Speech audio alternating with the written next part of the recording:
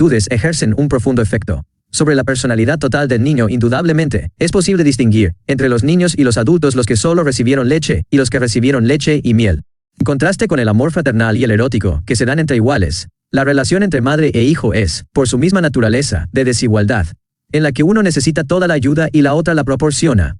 Y es precisamente por su carácter altruista y generoso que el amor materno ha sido considerado la forma más elevada de amor, y el más sagrado de todos los vínculos emocionales. Parece, sin embargo, que la verdadera realización del amor materno no está en el amor de la madre al pequeño bebé, sino en su amor por el niño que crece. En realidad, la vasta mayoría de las madres ama a sus hijos mientras estos son pequeños y dependen por completo de ellas. La mayoría de las mujeres desea tener hijos, son felices con el recién nacido y vehementes en sus cuidados. Ello ocurre a pesar del hecho de que no obtienen nada del niño a cambio, excepto una sonrisa o una expresión de satisfacción en su rostro. Se supone que esa actitud de amor está parcialmente arraigada en un equipo instintivo que se encuentra tanto en los animales como en la mujer. Pero cualquiera sea la gravitación de ese factor, también existen factores psicológicos específicamente humanos que determinan este tipo de amor maternal. Cabe encontrar uno de ellos en el elemento narcisista del amor materno. En la medida en que sigue sintiendo al niño como una parte suya, el amor y la infatuación pueden satisfacer su narcisismo. Otra motivación radica en el deseo de poder o de posesión de la madre. El niño, desvalido y sometido por entero a su voluntad, constituye un objeto natural de satisfacción para una mujer dominante y posesiva. Y aparecen con frecuencia, tales motivaciones no son probablemente tan importantes y universales como la que podemos llamar necesidad de trascendencia. Tal necesidad de trascendencia es una de las necesidades básicas del hombre, arraigada en el hecho de su autoconciencia, en el hecho de que no está satisfecho con el papel de la criatura, de que no puede aceptarse a sí mismo como un dado arrojado fuera del cubilete. Necesita sentirse creador, ser alguien que trasciende el papel pasivo de ser creado. Hay muchas formas de alcanzar esa satisfacción en la creación. La más natural, y también la más fácil de lograr, es el amor y el cuidado de la madre por su creación. Ella se trasciende en el niño, su amor por él da sentido y significación a su vida. Pero el niño debe crecer, debe emerger del vientre materno, del pecho de la madre eventualmente. Debe convertirse en un ser humano completamente separado. La esencia misma del amor materno es cuidar de que el niño crezca, y esto significa desear que el niño se separe de ella. Ahí radica la diferencia básica con respecto al amor erótico. En este último, dos seres que estaban separados se convierten en uno solo. En el amor materno, dos seres que estaban unidos se separan. La madre debe no solo tolerar, sino también desear y alentar la separación del niño. Solo en esa etapa el amor materno se convierte en una tarea sumamente difícil, que requiere generosidad y capacidad de dar todo sin desear nada salvo la felicidad del ser amado. También es en esa etapa donde muchas madres fracasan en su tarea de amor materno. La mujer narcisista, dominadora y posesiva puede llegar a ser una madre amante mientras el niño es pequeño. Solo la mujer que realmente ama, la mujer que es más feliz dando que tomando, que está firmemente arraigada en su propia existencia, puede ser una madre amante cuando el niño está en el proceso de la separación. El amor maternal por el niño que crece, amor que no desea nada para sí, es quizá la forma de amor más difícil de lograr, y la más engañosa, a causa de la facilidad con que una madre puede amar a su pequeño. Pero, precisamente debido a dicha dificultad, una mujer solo puede ser una madre verdaderamente amante si puede amar a su esposo, a otros niños, a los extraños, a todos los seres humanos. La mujer que no es capaz de amar en ese sentido, puede ser una madre afectuosa mientras su hijo es pequeño, pero no será una madre amante, y la prueba de ello es la voluntad de aceptar la separación, y aún después de la separación seguir amando. C. Amor erótico. El amor fraterno es amor entre hermanos. El amor materno es amor por el desvalido. Diferentes como son entre sí, tienen en común el hecho de que, por su misma naturaleza, no están restringidos a una sola persona. Si amo a mi hermano, amo a todos mis hermanos y amo a mi hijo. Amo a todos mis hijos no, más aún, amo a todos los niños, a todos los que necesitan mi ayuda. En contraste con ambos tipos de amor está el amor erótico, el anhelo de fusión completa, de unión con una única otra persona. Por su propia naturaleza, es exclusivo y no universal, es también, quizá, la forma de amor más engañosa que existe. En primer lugar, se lo confunde fácilmente con la experiencia explosiva de enamorarse, el súbito derrumbe de las barreras que existían hasta ese momento entre dos desconocidos. Pero como señalamos antes, tal experiencia de repentina intimidad es, por su misma naturaleza, de corta duración. Cuando el desconocido se ha convertido en una persona íntimamente conocida, ya no hay más barreras que superar, ningún súbito acercamiento que lograr. Se llega a conocer a la persona amada tan bien como a uno mismo. O, quizá, sería mejor decir tan poco. Si la experiencia de la otra persona fuera más profunda, si se pudiera experimentar la infinitud de su personalidad, nunca nos resultaría tan familiar, y el milagro de salvar las barreras podría renovarse a diario. Pero para la mayoría de la gente, su propia persona, tanto como las otras, resulta rápidamente explorada y agotada. Para ellos, la intimidad se establece principalmente a través del contacto sexual. puesto que experimentan la separatidad de la otra persona, fundamentalmente como separatidad física. La unión física significa superar la separatidad. Existen además otros factores que para mucha gente significan una superación de la separatidad. Hablar de la propia vida, de las esperanzas y angustias, mostrar los propios aspectos infantiles, establecer un interés común frente al mundo, igual consideran formas de salvar la separatidad. Aún la exhibición de enojo, odio, de la absoluta falta de inhibición, se consideran pruebas de intimidad. Y ello puede explicar la atracción pervertida que sienten los integrantes de muchos matrimonios, que solo parecen íntimos cuando están en la cama, o cuando dan rienda suelta a su odio y a su rabia recíprocos. Pero la intimidad de este tipo tiende a disminuir cada vez más a medida que transcurre el tiempo. El resultado es que se trata de encontrar amor en la relación con otra persona, con un nuevo desconocido. Este se transforma nuevamente en una persona íntima. La experiencia de enamorarse vuelve a ser estimulante e intensa, para tornarse otra vez menos y menos intensa, y concluye en el deseo de una nueva conquista. Nuevo amor siempre con la ilusión de que el nuevo amor será distinto de los anteriores. Carácter engañoso del deseo sexual contribuye al mantenimiento de tales ilusiones. El deseo sexual tiende a la fusión, y no es en modo alguno solo un apetito físico, el alivio de una tensión penosa. Pero el deseo sexual puede ser estimulado por la angustia de la soledad, por el deseo de conquistar o de ser conquistado, por la vanidad, por el deseo de herir y aún de destruir, tanto como por el amor. Parecería que cualquier emoción intensa, el amor entre otras, puede estimular y fundirse con el deseo sexual. Como la mayoría de la gente une el deseo sexual a la idea del amor, con facilidad incurre en el error de creer que se ama cuando se desea físicamente. El amor puede inspirar el deseo de la unión sexual. En tal caso, la relación física hállase libre de avidez, del deseo de conquistar o ser conquistado, pero está fundido con la ternura. Si el deseo de unión física no está estimulado por el amor, si el amor erótico no es a la vez fraterno, jamás conduce a la unión salvo en un sentido orgiástico y transitorio. La atracción sexual crea, por un momento, la ilusión de la unión, pero, sin amor, tal unión deja a los desconocidos tan separados como antes, a veces los hace avergonzarse el uno del otro, o aún odiarse recíprocamente, porque, cuando la ilusión se desvanece, sienten su separación más agudamente que antes. Ternura no es en modo alguno, como creía Freud, una sublimación del instinto sexual, es el producto directo del amor fraterno, y existe tanto en las formas físicas del amor como en las no físicas. En el amor erótico, hay una exclusividad que falta en el amor fraterno y en el materno. Ese carácter exclusivo requiere un análisis más amplio. La exclusividad del amor erótico suele interpretarse erróneamente como una relación posesiva. Es frecuente encontrar dos personas enamoradas la una de la otra que no sienten amor por nadie más. Su amor es, en realidad, un egotismo ad hoc. Son dos seres que se identifican el uno con el otro, y que resuelven el problema de la separatidad convirtiendo al individuo aislado en dos. Tienen la vivencia de superar la separatidad, pero, puesto que están separados del resto de la humanidad, siguen estándolo entre sí y enajenados de sí mismos, su experiencia de unión no es más que ilusión. El amor erótico es exclusivo, pero ama en la otra persona a toda la humanidad, a todo lo que vive. Es exclusivo solo en el sentido de que puedo fundirme plena e intensamente con una sola persona. El amor erótico excluye el amor por los demás, solo en el sentido de la fusión erótica, de un compromiso total, en todos los aspectos de la vida, pero no en el sentido de un amor fraterno profundo. El amor erótico, si es amor, tiene una premisa: amar desde la esencia del ser y vivenciar a la otra persona en la esencia de su ser. En esencia, todos los seres humanos son idénticos. Somos todos parte de uno, somos uno. Siendo así, no debería importar a quién amamos.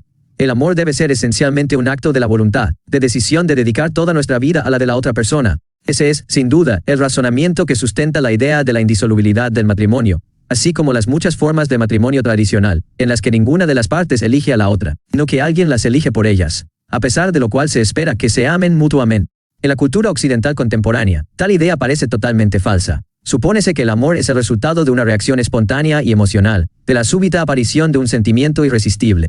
De acuerdo con ese criterio, solo se consideran las peculiaridades de los dos individuos implicados, y no el hecho de que todos los hombres son parte de Adán, y todas las mujeres parte de Eva. Se pasa así por alto un importante factor del amor erótico, el de la voluntad. Amar a alguien no es meramente un sentimiento poderoso, es una decisión, es un juicio, es una promesa. Si el amor no fuera más que un sentimiento, no existirían bases para la promesa de amarse eternamente. Un sentimiento comienza y puede desaparecer. ¿Cómo puedo yo juzgar que durará eternamente? Si mi acto no implica juicio y decisión tomando en cuenta esos puntos de vista, cabe llegar a la conclusión de que el amor es exclusivamente un acto de la voluntad y un compromiso, y de que por lo tanto en esencia no importa demasiado quiénes son las dos personas. Sea que el matrimonio haya sido decidido por terceros, o el resultado de una elección individual, una vez celebrada la boda, el acto de la voluntad debe garantizar la continuación del amor. Tal posición parece no considerar el carácter paradójico de la naturaleza humana y del amor erótico. Todos somos uno no obstante, cada uno de nosotros es una entidad única e irrepetible. Idéntica paradoja se repite en nuestras relaciones con los otros. En la medida en que todos somos uno, podemos amar a todos de la misma manera, en el sentido del amor fraternal. Pero en la medida en que todos también somos diferentes, el amor erótico requiere ciertos elementos específicos y altamente individuales que existen entre algunos seres, pero no entre todos. Dos puntos de vista entonces, el del amor erótico como una atracción completamente individual, única entre dos personas específicas, y el de que el amor erótico no es otra cosa que un acto de la voluntad, son verdaderos o, como sería quizá más exacto, la verdad no es lo uno ni lo otro. De ahí que la idea de una relación que puede disolverse fácilmente si no resulta exitosa es tan errónea como la idea de que tal relación no debe disolverse bajo ninguna circunstancia. D. Amor a sí mismo. Y reemplazarlo por autoafirmación natural o autoaceptación paradójica. Si bien comprendo yo los méritos de esa sugerencia, no puedo convenir con el autor al respecto. En el término amor a sí mismo, el elemento paradójico en amor a sí mismo está mucho más claramente contenido. Expresa el hecho de que el amor es una actitud que es la misma hacia todos los objetos, incluyéndome a mí mismo. Tampoco debe olvidarse que ese término, en el sentido en que se lo usa aquí, tiene una historia. La Biblia habla de amor a sí mismo cuando ordena ama a tu prójimo como a ti mismo. Y Meister Eckhart habla de amor a sí mismo en el mismo sentido. Si bien la aplicación del concepto del amor a diversos objetos no despierta objeciones, es creencia común que amar a los demás es una virtud, y amarse a sí mismo un pecado. Se supone que en la medida en que me amo a mí mismo, no amo a los demás, que amor a sí mismo es lo mismo que egoísmo. Tal punto de vista, se remonta a los comienzos del pensamiento occidental. Calvino califica de peste el amor a sí mismo. Filadelfia, Presbyterian Board of Christian Education, 1928. Parte 4, pag. 622. Freud habla del amor a sí mismo en términos psiquiátricos, pero no obstante, su juicio valorativo es similar al de Calvino. Para él, amor a sí mismo se identifica con narcisismo, es decir, la vuelta de la libido hacia el propio ser. Narcisismo constituye la primera etapa del desarrollo humano, y la persona que en la vida adulta regresa a su etapa narcisista, es incapaz de amar en los casos extremos, es insano. Freud sostiene que el amor es una manifestación de la libido, y que ésta puede dirigirse hacia los demás amor o hacia uno amor a sí mismo. Amor y amor a sí mismo, entonces, se excluyen mutuamente, en el sentido de que cuanto mayor es uno, menor es el otro. Y el amor a sí mismo es malo, se sigue que la generosidad es virtuosa. Surgen los problemas siguientes. Observación psicológica sustenta la tesis de que hay una contradicción básica entre el amor a sí mismo y el amor a los demás. ¿Es el amor a sí mismo un fenómeno similar al egoísmo? ¿O son opuestos? ¿Y es el egoísmo del hombre moderno realmente una preocupación por sí mismo como individuo, con todas sus potencialidades intelectuales, emocionales y sensuales? ¿No se ha convertido él en un apéndice de su papel económico-social? ¿Es su egoísmo idéntico al amor a sí mismo, o es la causa de la falta de este último? Antes de comenzar el examen del aspecto psicológico del egoísmo y del amor a sí mismo, debemos destacar la falacia lógica que implica la noción de que el amor a los demás y el amor a uno mismo se excluyen recíprocamente. Si es una virtud amar al prójimo como a uno mismo, debe serlo también y no un vicio que me ame a mí mismo, puesto que también yo soy un ser humano. No hay ningún concepto del hombre en el que yo no esté incluido. Una doctrina que proclama tal exclusión demuestra ser intrínsecamente contradictoria. Idea expresada en el bíblico ama a tu prójimo como a ti mismo, implica que el respeto por la propia integridad y unicidad, el amor y la comprensión del propio sí mismo, no pueden separarse del respeto, el amor y la comprensión del otro individuo. El amor a sí mismo está inseparablemente ligado al amor a cualquier otro ser. Hemos llegado ahora a las premisas psicológicas básicas que fundamentan las conclusiones de nuestro argumento. En términos generales, dichas premisas son las siguientes: no solo los demás, sino nosotros mismos, somos objeto de nuestros sentimientos y actitudes. Las actitudes para con los demás y para con nosotros mismos, lejos de ser contradictorias, son básicamente conjuntivas. Lo que toca al problema que examinamos, eso significa el amor a los demás, y el amor a nosotros mismos no son alternativas. Por el contrario, en todo individuo capaz de amar a los demás, se encontrará una actitud de amor a sí mismo.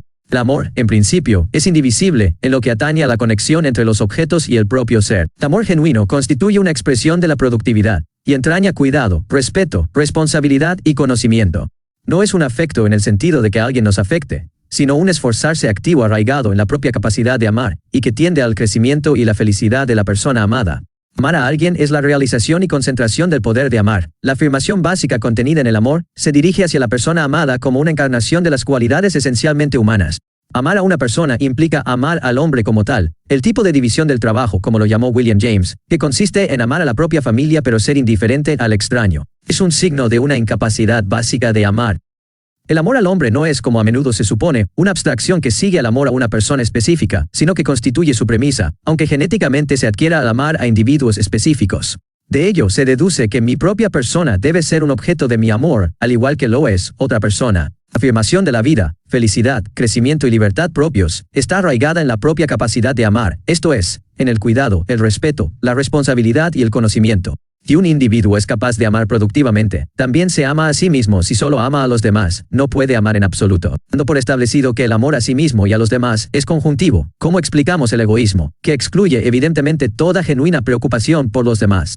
La persona egoísta solo se interesa por sí misma, desea todo para sí misma, no siente placer en dar, sino únicamente en tomar. Considera el mundo exterior, solo desde el punto de vista de lo que puede obtener de él, carece de interés en las necesidades ajenas y de respeto por la dignidad e integridad de los demás. No ve más que a sí misma, juzga a todos según su utilidad, es básicamente incapaz de amar. No prueba eso que la preocupación por los demás y por uno mismo son alternativas inevitables. Sería así si el egoísmo y el autoamor fueran idénticos. Pero tal suposición es precisamente la falacia que ha llevado a tantas conclusiones erróneas con respecto a nuestros problemas. El egoísmo y el amor a sí mismo, lejos de ser idénticos, son realmente opuestos. El individuo egoísta no se ama demasiado, sino muy poco en realidad, se odia. Tal falta de cariño y cuidado por sí mismo, que no es sino la expresión de su falta de productividad, lo deja vacío y frustrado. Se siente necesariamente infeliz y ansiosamente preocupado por arrancar a la vida las satisfacciones que él se impide obtener. Parece preocuparse demasiado por sí mismo, pero, en realidad, solo realiza un fracasado intento de disimular y compensar su incapacidad de cuidar de su verdadero ser. Freud sostiene que el egoísta es narcisista, como si negara su amor a los demás, y lo dirigiera hacia sí. Es verdad que las personas egoístas son incapaces de amar a los demás, pero tampoco pueden amarse a sí mismas. Es más fácil comprender el egoísmo comparándolo con la ávida preocupación por los demás, como la que encontramos por ejemplo en una madre sobreprotectora.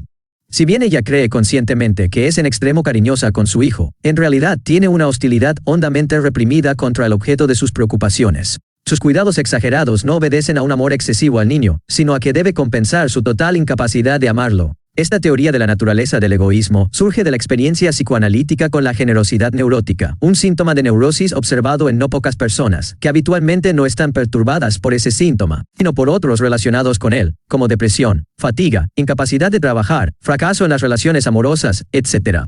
No solo ocurre que no consideran esa generosidad como un síntoma frecuentemente, es el único rasgo caracterológico redentor, del que esas personas se enorgullecen. Persona generosa no quiere nada para sí misma, solo vive para los demás. Está orgullosa de no considerarse importante. Le intriga descubrir que a pesar de su generosidad, no es feliz, y que sus relaciones con los más íntimos allegados son insatisfactorias.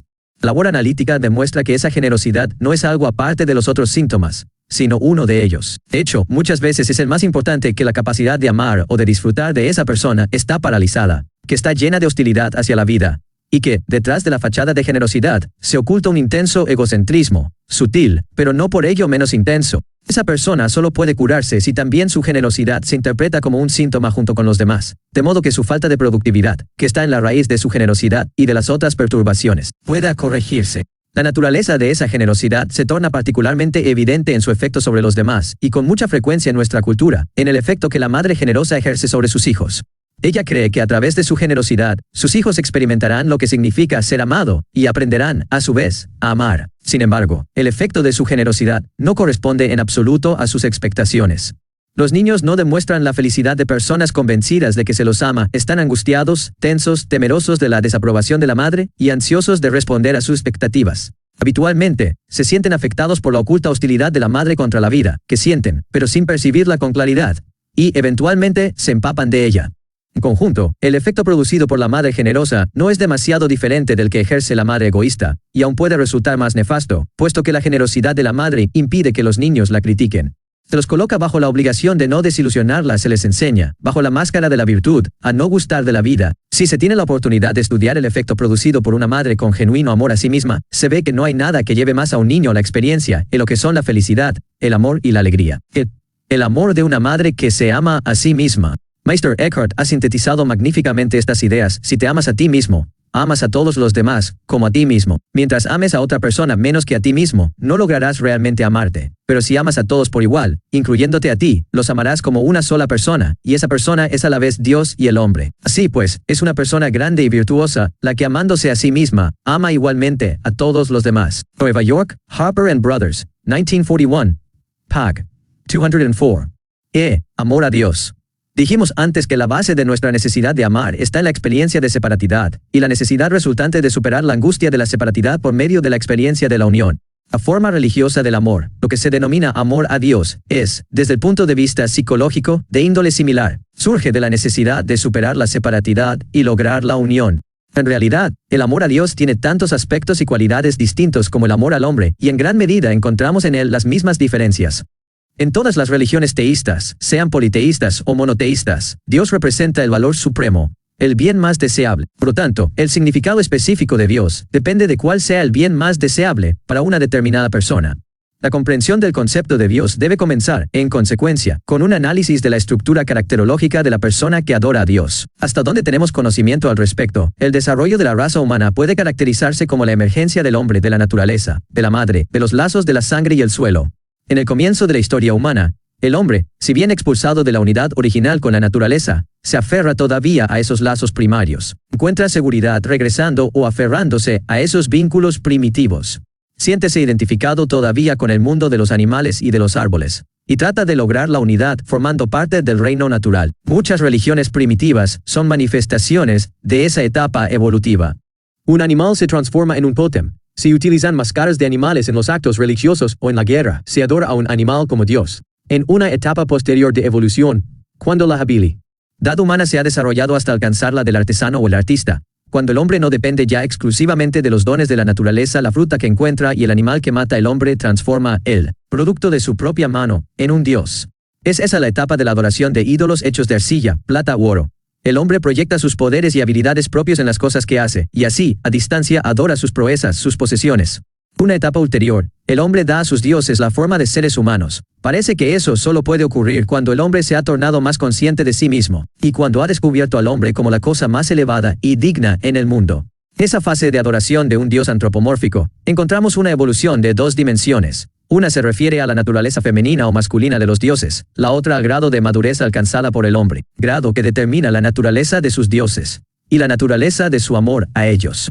Hablemos en primer término del paso desde las religiones matriarcales a las patriarcales, de acuerdo con los notables y decisivos descubrimientos de Bachofen y Morgan a mediados del siglo pasado. Y a pesar de que la mayoría de los círculos académicos rechazó esos hallazgos, no parecen existir dudas acerca de la existencia de una fase matriarcal de la religión, anterior a la patriarcal, por lo menos en muchas culturas. En la fase matriarcal, el ser superior es la madre. Es la diosa, y asimismo la autoridad en la familia y la sociedad. Para comprender la esencia de la religión matriarcal, basta recordar lo dicho sobre la esencia del amor materno. El amor de la madre es incondicional, y también es omniprotector y envolvente como es incondicional. Tampoco puede controlarse o adquirirse. Su presencia da a la persona amada una sensación de dicha. Su ausencia produce un sentimiento de abandono y profunda desesperación. Puesto que la madre ama a sus hijos porque son sus hijos, y no porque sean buenos, obedientes o cumplan sus deseos y órdenes, el amor materno se basa en la igualdad.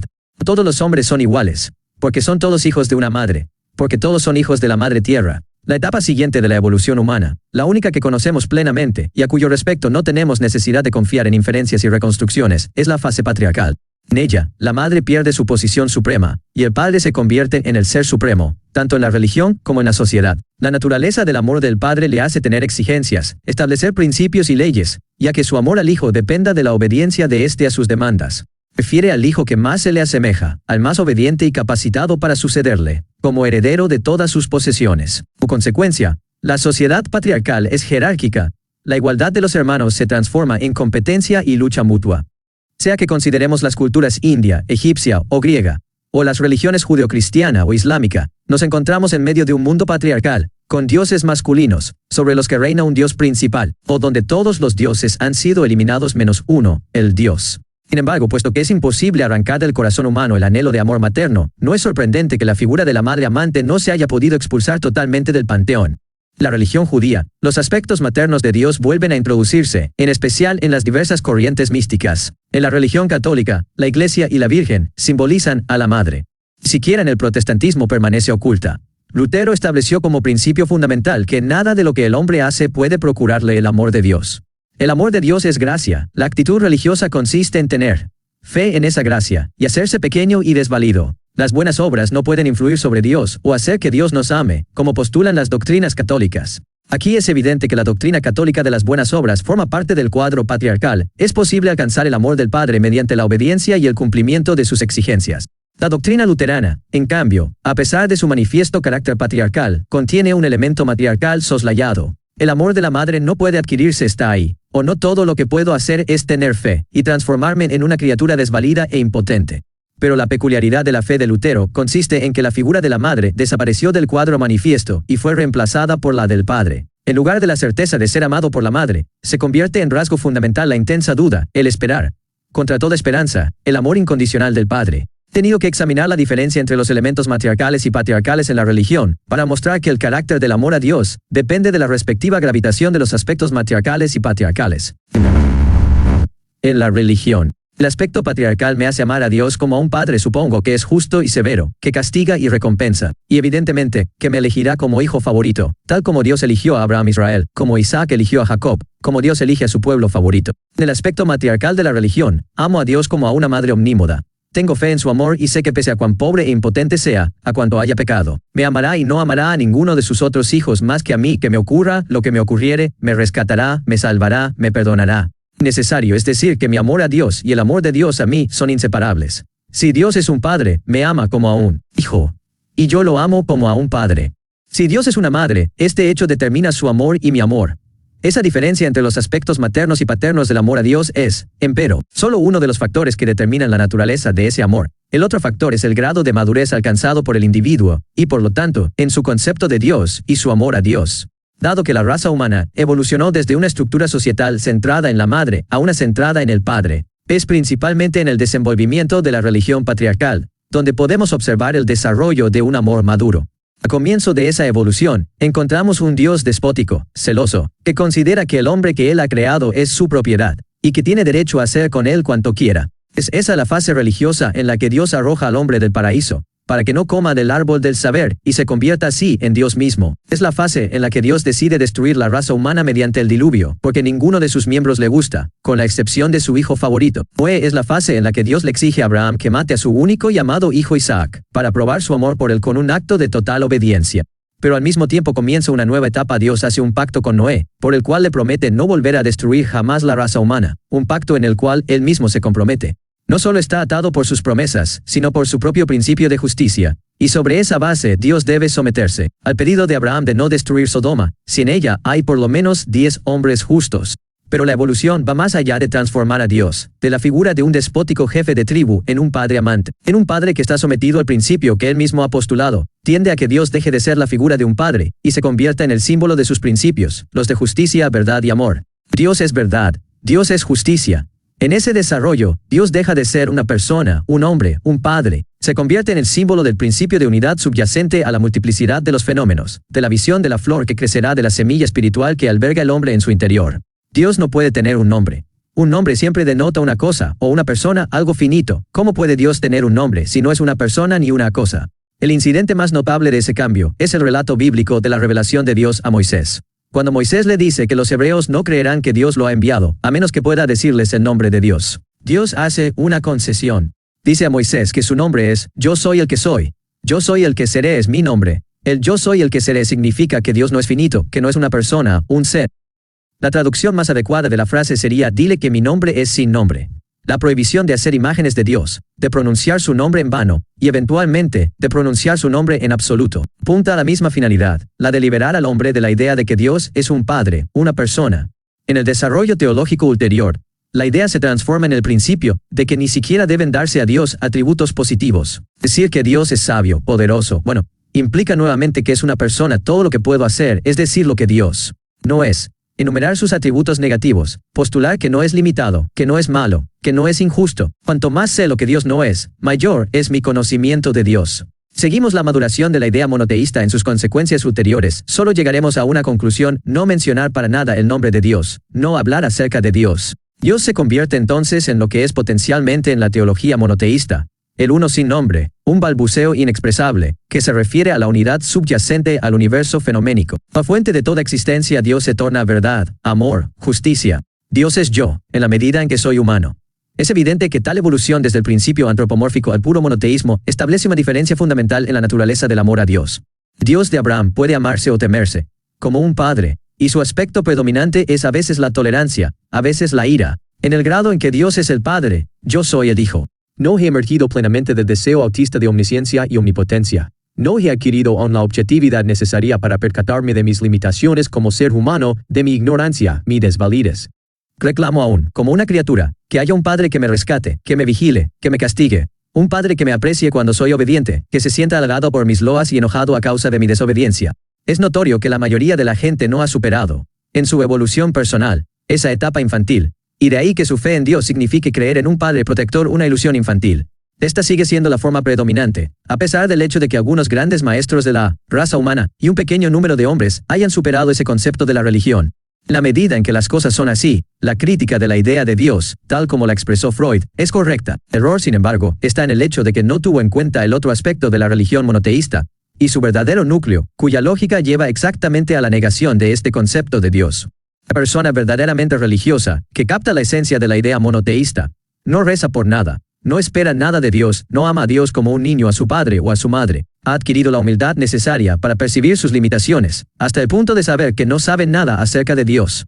Dios se convierte para ella en un símbolo en el que el hombre, en una etapa más temprana de su evolución, ha expresado la totalidad de lo que se esfuerza por alcanzar, el reino del mundo espiritual, del amor, la verdad, la justicia. Tiene fe en los principios que Dios representa, piensa la verdad, vive el amor y la justicia, y considera que su vida toda es valiosa solo en la medida en que le da la oportunidad de llegar a un desenvolvimiento cada vez más pleno de sus poderes humanos como la única realidad que cuenta, el único objeto de fundamental importancia, y eventualmente, no habla de Dios ni siquiera menciona su nombre. Amar a Dios, si usara esa palabra, significaría entonces anhelar el logro de la plena capacidad de amar, para la realización de lo que Dios representa en uno mismo. Desde ese punto de vista, la consecuencia lógica del pensamiento monoteísta es la negación de toda teología, de todo conocimiento de Dios. No obstante, sigue habiendo una diferencia entre tan radical concepción no teológica y un sistema no teísta, por ejemplo, en el budismo primitivo o en el taoísmo. Todos los sistemas teístas, aun los místicos y no teológicos, existe el supuesto de la realidad del reino espiritual, que trasciende al hombre, que da significado y validez a los poderes espirituales del hombre y a sus esfuerzos por alcanzar la salvación y el nacimiento interior. En un sistema no teísta, no existe un reino espiritual fuera del hombre o trascendente a él. El reino del amor, la razón y la justicia existe como una realidad únicamente porque el hombre ha podido desenvolver esos poderes en sí mismo a través del proceso de su evolución y solo en esa medida. En tal concepción, la vida no tiene otro sentido que el que el hombre le da. El hombre está completamente solo, salvo en la medida en que ayuda a otro. Puesto que le he hablado del amor a Dios, quiero aclarar que personalmente, no pienso en función de un concepto teísta, y que en mi opinión el concepto de Dios es solo un concepto históricamente condicionado, en el que el hombre ha expresado su experiencia de sus poderes superiores, su anhelo de verdad y de unidad en determinado periodo histórico. Pero creo también que las consecuencias de un monoteísmo estricto y la preocupación fundamental no teísta por la realidad espiritual son dos puntos de vista, que aunque diferentes, no se contradicen necesariamente. Pero aquí surge otra dimensión de la cuestión del amor a Dios, que debemos analizar para medir la profundidad del problema. Me refiero a una diferencia fundamental en la actitud religiosa entre Oriente y el Occidente, diferencia que cabe expresar en función de conceptos lógicos. Desde Aristóteles, el mundo occidental ha seguido los principios lógicos de la filosofía aristotélica. Esa lógica se basa en el principio de identidad, que afirma que A es A, el principio de contradicción y el principio del tercero excluido. Aristóteles explica claramente su posición en el siguiente pasaje: es imposible que una misma cosa simultáneamente pertenezca y no pertenezca a la misma cosa y en el mismo sentido, sin perjuicio de otras determinaciones que podrían agregarse para enfrentar las objeciones lógicas. Entonces, el más cierto de todos los principios. Este axioma de la lógica aristotélica está tan hondamente arraigado en nuestros hábitos de pensamiento que se siente como natural y autoevidente, mientras que, por otra parte, la confirmación de que X es A y no es A parece insensata. En oposición a la lógica aristotélica, existe la que podríamos llamar lógica paradójica, que supone que A y no A no se excluyen mutuamente como predicados de Tenth. La lógica paradójica predominó en el pensamiento chino e indio, en la filosofía de Heráclito, y posteriormente, con el nombre de dialéctica, se convirtió en la filosofía de Hegel y de Marx. Lao Tse formuló claramente el principio general de la lógica paradójica: las palabras que son estrictamente verdaderas parecen ser paradójicas. Y Chuang Tzu: lo que es uno, aquello que es no uno, también es uno. Tales formulaciones de la lógica paradójica son positivas, es y no es. Otras son negativas, no es esto ni aquello. Encontramos la primera expresión en el pensamiento taoísta, en Heráclito y en la dialéctica de Hegel. La segunda formulación es frecuente en la filosofía india. Aunque estaría más allá de los propósitos de este libro, intentar una descripción más detallada de la diferencia entre la lógica aristotélica y la paradójica. Mencionaré unos pocos ejemplos, para hacer más comprensible el principio. La lógica paradójica tiene en Heráclito su primera manifestación filosófica en el pensamiento occidental. Heráclito afirma que el conflicto entre los opuestos es la base de toda existencia. Ellos no comprenden. Dice que el uno total, divergente en sí mismo, es idéntico a sí mismo, armonía de tensiones opuestas, como en el arco y en la lira. O aún con mayor claridad, nos bañamos en el mismo río, y sin embargo, no en el mismo somos nosotros, y no somos nosotros. O bien uno y lo mismo se manifiesta en las cosas como vivo y muerto, despierto y dormido, joven y viejo. En la filosofía de Lao Tse la misma idea exprésase en una forma más poética. Un ejemplo característico del pensamiento paradójico taoísta es el siguiente. La gravedad es la raíz de la liviandad. La quietud es la rectora del movimiento. O bien el Tao en su curso regular no hace nada, y por lo tanto, no hay nada que no haga. O bien mis palabras son muy fáciles de conocer y muy fáciles de practicar, pero no hay nadie en el mundo capaz de conocerlas y practicarlas. En el pensamiento taoísta, así como en el pensamiento indio y socrático, el nivel más alto al que puede conducirnos el pensamiento es conocer lo que no conocemos. Conocer, y, no obstante que no conocemos, es el más alto no conocer, que conocemos, es una enfermedad. Que el Dios Supremo no pueda nombrarse no es sino una consecuencia de esa filosofía. La realidad final, lo uno fundamental, no puede encerrarse en palabras o en pensamiento. Como dice Lao Tse, el Tao que puede ser hallado, no es el Tao permanente y estable. El nombre que puede nombrarse, no es el nombre permanente y estable. O, en una formulación distinta lo miramos y no lo vemos, y lo llamamos el ecuable. Lo escuchamos y no lo oímos, y lo llamamos el inaudible. Tratamos de captarlo, y no logramos hacerlo, y lo nombramos el sutil. Con estas tres cualidades no puede ser sujeto de descripción y por eso las fundimos y obtenemos el uno. Y aún otra formulación de la misma idea, el que conoce, no hablar, el que está a hablar sobre él, no lo conoce. Bidem, Pag. 100. La filosofía brahmánica se preocupaba por la relación entre la multiplicidad y la unidad. Pero la filosofía paradójica no debe confundirse en la India ni en la China, con un punto de vista dualista. Armonía consiste en la posición conflictual que la constituye. El pensamiento brahmánico desde el principio giró alrededor de la paradoja de los antagonismos simultáneos, y no obstante identidad de las fuerzas y formas manifiestas del mundo fenoménico. H. R. Zimmer, Philosophies of India, Nueva York, Pantheon Books, 1951. El poder esencial en el universo y en el hombre trasciende tanto la esfera conceptual como la sensible. No es, por lo tanto, ni esto ni aquello. Pero, como advierte Zimmer, no hay antagonismo entre real e irreal en esta realización estrictamente no dualista. En su búsqueda de la unidad más allá de la multiplicidad, los pensadores brahmánicos llegaron a la conclusión de que el par de opuestos que se percibe no refleja la naturaleza de las cosas, sino la de la mente percipiente. Pensamiento percipiente debe trascenderse a sí mismo para alcanzar la verdadera realidad. La oposición es una categoría de la mente humana, no un elemento de la realidad. En el Rig Veda, el principio se expresa en la siguiente forma: yo soy los dos, la fuerza vital y el material vital, los dos a la vez. La consecuencia extrema de la idea de que el pensamiento solo puede percibir en contradicciones aparece en forma aún más drástica en la teoría Vedanta, que postula que el pensamiento, a pesar de su fino discernimiento, es solo un más sutil horizonte de ignorancia, en realidad, el más sutil de todos los engañosos recursos de Maya. Lógica paradójica tiene una